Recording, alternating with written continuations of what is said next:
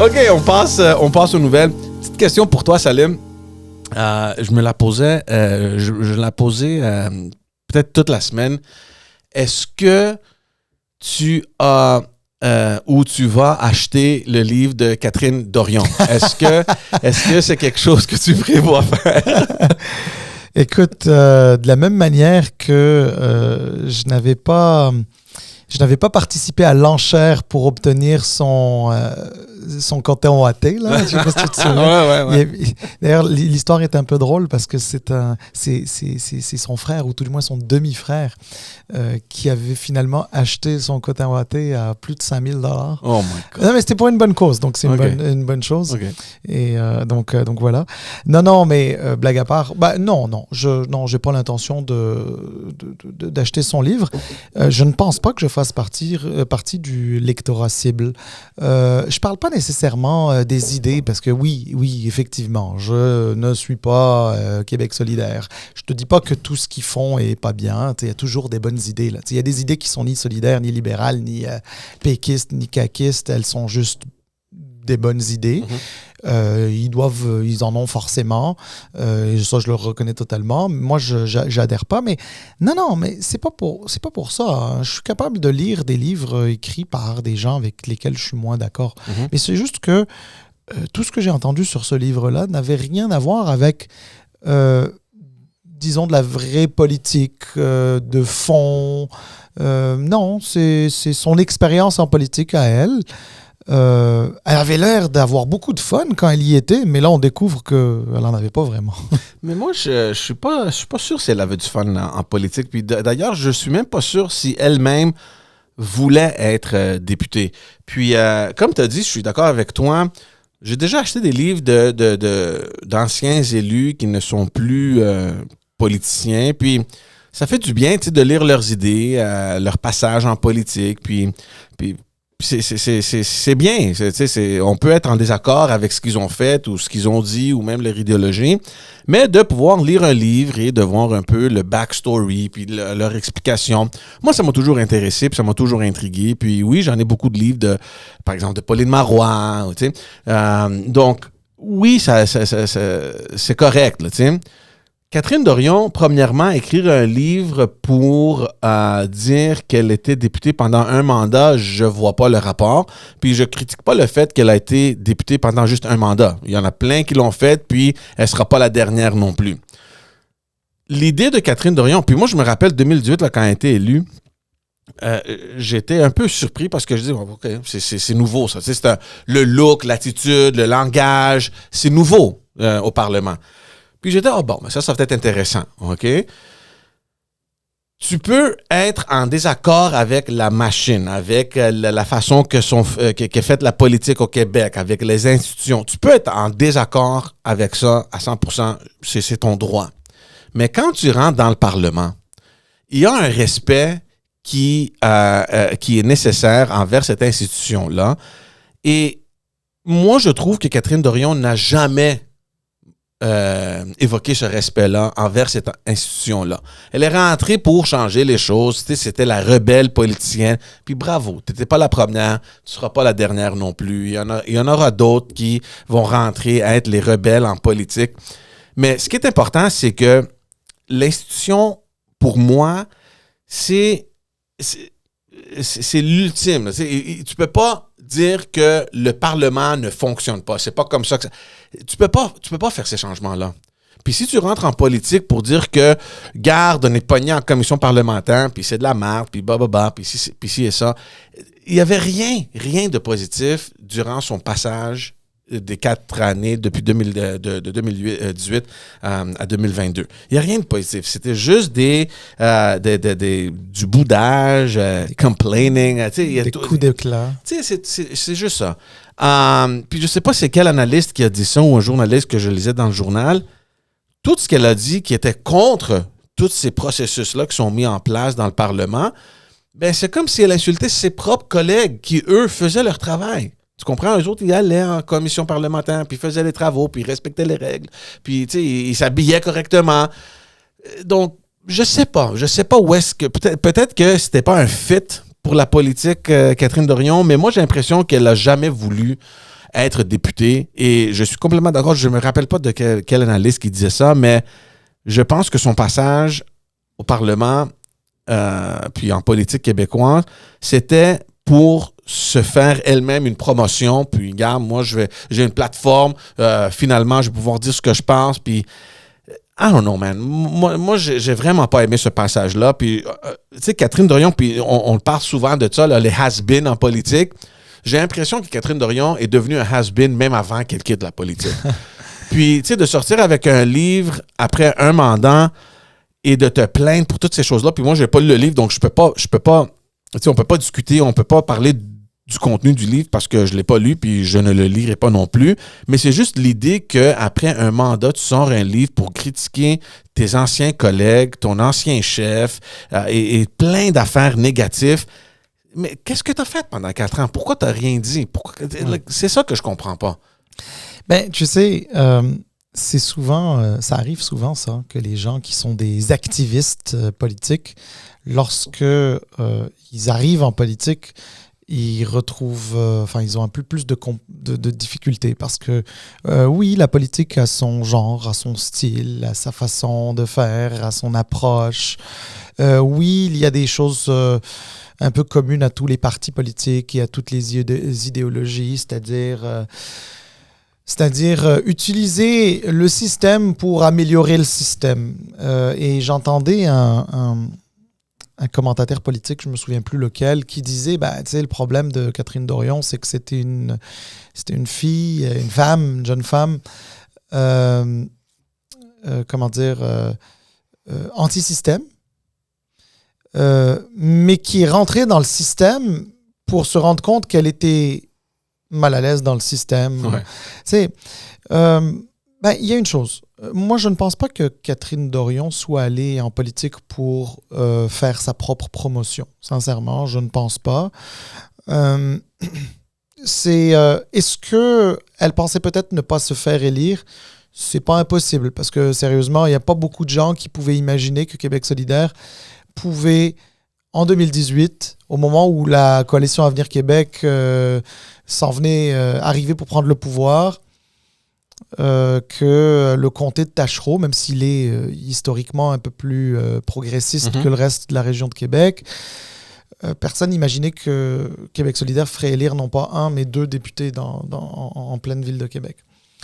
Sans peut-être qu'elle s'y attendait, peut-être pas. Mais tu sais, il y en a d'autres qui s'y attendaient pas. Hein. Tu sais, si on prend la néo-démocrate Ruth-Hélène Brosseau, dans un comté qui, en plus, à la base, ne lui ressemblait pas. Bon, maintenant, elle l'a adopté, puis et les gens là-bas l'ont adopté, puis c'est formidable. Elle a pris sa job au sérieux. Elle a pris sa job au sérieux. D'ailleurs, franchement, elle était même étonnamment très bonne à un moment donné au Parlement canadien et faisait un très bon travail. Et les gens dans sa circonscription l'aimaient beaucoup. Puis d'ailleurs, elle a déménagé dans sa circonscription, a fait une vie là.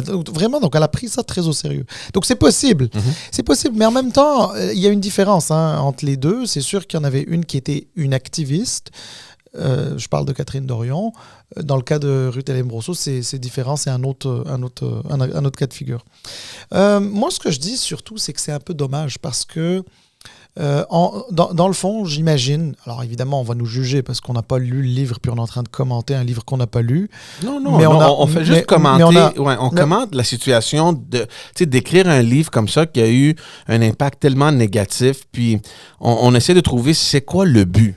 Non, je comprends. Ouais. Moi, je pense que le but, c'était, il y avait un certain nombre de comptes qu'elle voulait rendre. Elle voulait, elle voulait rendre des comptes à... je sais pas, elle a passé un certain nombre de temps là. Bon, on a compris qu'elle et Gabriel Nadeau-Dubois, c'était pas le grand amour. Bref, on a compris beaucoup de choses de ce genre-là. Écoute, elle en a parlé à Tout le monde en parle. Elle y était la semaine passée. Il y a quelques jours, je veux dire. Son livre a été abondamment discuté, rapporté dans les médias. Mais moi, ce que je trouve dommage, puis c'est un peu ça là où je voulais aller, c'est que c'est dommage parce que ça décourage peut-être des personnes comme elle, et peut-être même des personnes même qui pensent comme elle, c'est-à-dire au niveau de son parti politique, au niveau de Québec solidaire. Il y a peut-être des jeunes qui vont se dire « Ah ouais, mais attends, mais si la politique c'est comme ça, ben moi peut-être que ça ne me tente pas. » Alors que, écoute, il y a eu une réaction, celle d'un ancien attaché politique. Je l'ai lu sur Twitter, oui. Oui, celle-là, on l'a tous lu. Hein? Ouais, exact. Cette réaction-là.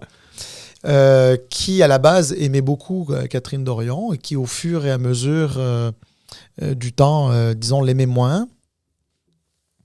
Et ben, il a mis un peu le doigt sur le bobo. C'est-à-dire que, bon, ben, elle trouvait probablement que c'était une perte de temps, probablement qu'elle avait... Enfin, une perte de temps, c'est-à-dire les travaux parlementaires étaient une perte de temps, etc. Et puis, probablement qu'elle aurait souhaité être, sans doute, ça lui ressemble plus, ça la cherche plus, elle est peut-être une femme plus de terrain, donc peut-être d'être au Parlement, c'était pas trop son truc. Pour elle, c'est une sorte de cirque, mais il y a une raison pour laquelle il y a ce genre de décorum-là au Parlement et qu'il y a ce fonctionnement-là, puis qu'il y a une game aussi avec les médias de la tribune parlementaire qui est là. Il y a une raison à ça. La raison, c'est que bon, ben, la démocratie, il faut lui trouver une façon de fonctionner. Alors, je suis d'accord avec elle. Hein, la démocratie, elle est imparfaite et il faut toujours essayer de l'améliorer. Puis je suis convaincu qu'il y a des zones d'amélioration claires et je suis sûr qu'elle doit avoir certains commentaires qui devraient être pertinents à ça. Mais il reste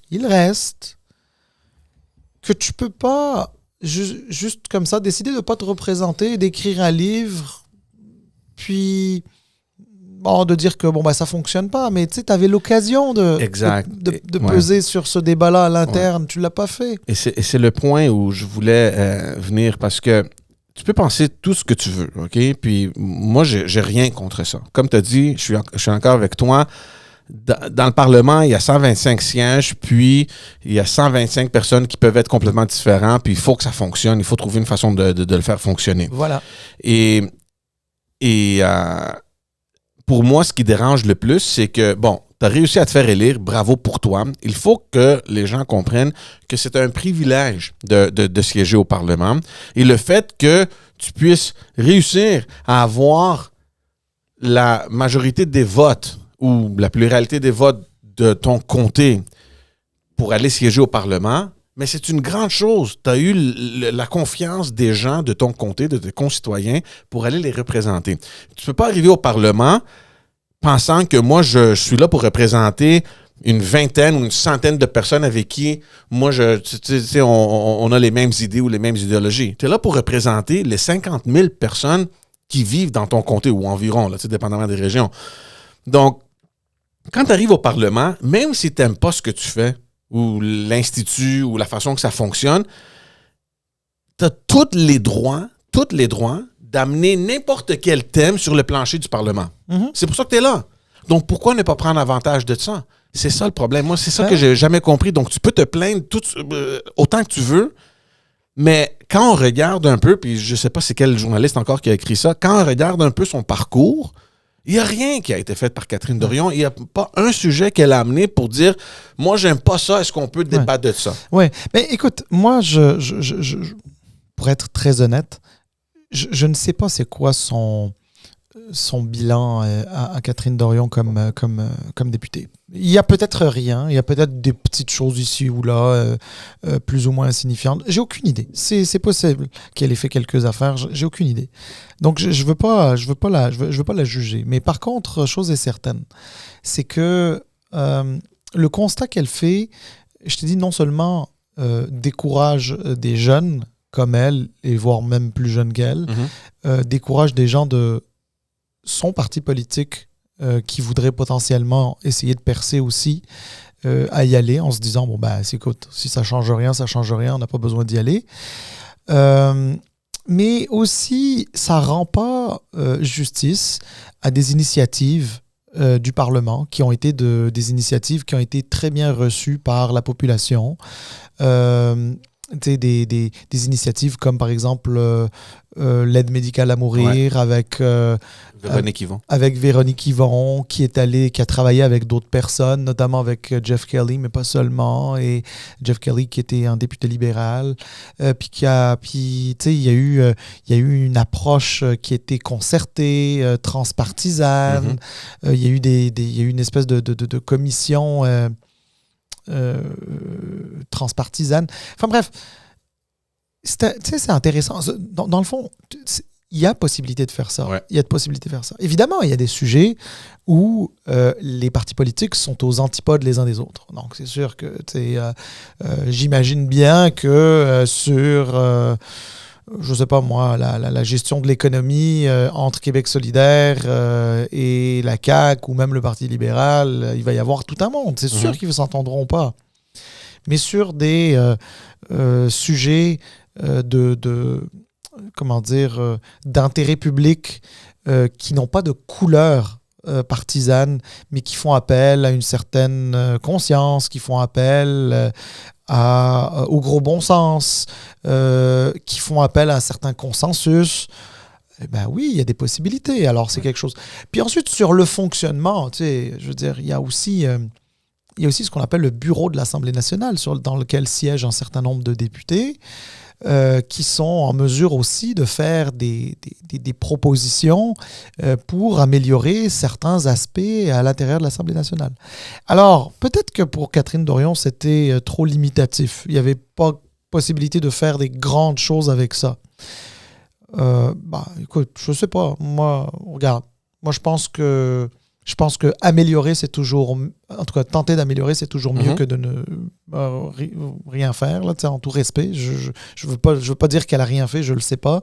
Mais je pense que si elle n'est pas arrivée à coller son nom à une lutte en particulier ou à un projet en particulier ou à une cause en particulier, ça tient d'elle, c'est pas à cause de l'Assemblée nationale. Tu sais, Véronique Yvon, là, elle a été au pouvoir, 18 mois, et pendant ces 18 mois, elle était en congé maladie pendant quasiment 9 mois, donc dans le fond, elle a été ministre 9 mois sur une carrière de députée qui a duré, je pense, une douzaine d'années. Ouais. Véronique Yvon, même sans être au pouvoir, sachant qu'en plus, elle était ministre déléguée, mais Véronique Yvon, même sans être au pouvoir, elle a eu de belles réalisations. Oui, l'aide médicale à mourir, mais aussi des histoires de conditions féminines, etc. Donc, regarde, il y a toujours matière à coller ton nom. Par contre, là, le nom de Catherine Dorion, on va s'en souvenir comme étant le nom de la personne qui a fait des coups d'éclat à l'Assemblée nationale, en allant en hoodie, là, en coton ouaté et Doc Martens à l'Assemblée nationale, celle qui a essayé de bousculer un peu le décorum. Écoute, on va se souvenir de ça. Écoute, voilà, mais tu sais, je veux dire, il faut pas s'étonner par la suite que le monde ne se souvienne pas de toi pour une cause, quand la réalité, c'est que t'as pas porté de cause. Ouais. Puis, en terminant, je veux juste aussi souligner quand même une grande classe avec laquelle Gabriel Nadeau-Dubois s'en est pris de ce sujet-là. Il n'a pas trop donné d'attention, mais il a fait quand même une déclaration, je pense, sur Twitter ou Instagram, je ne me rappelle pas où je l'ai vu, où il a mentionné certaines choses, puis that's it, that's all. Regarde, tu n'as pas aimé ce qu'on a fait, mais il a plutôt choisi de montrer que c'est un travail d'équipe. C'est un travail d'équipe, puis de toute évidence, Catherine Dorion, elle voulait pas jouer avec l'équipe, tu comprends? Puis moi, j'ai bien aimé la façon qu'il a affronté ce sujet-là, mais je suis d'accord aussi avec toi que c'est dommage parce que, et je sais pas pour toi, mais j'aime beaucoup quand je vois des plus jeunes visage rentrer au Parlement. Ça montre qu'il y a un intérêt dans les générations plus jeunes à participer activement dans les affaires politiques, puis sociales et économiques. Et oui, peut-être que sa sortie a pu, on verra bien, on ne sait pas, mais aurait pu peut-être créer un malaise pour certains jeunes de se lancer en politique, c'est dommage. Ouais.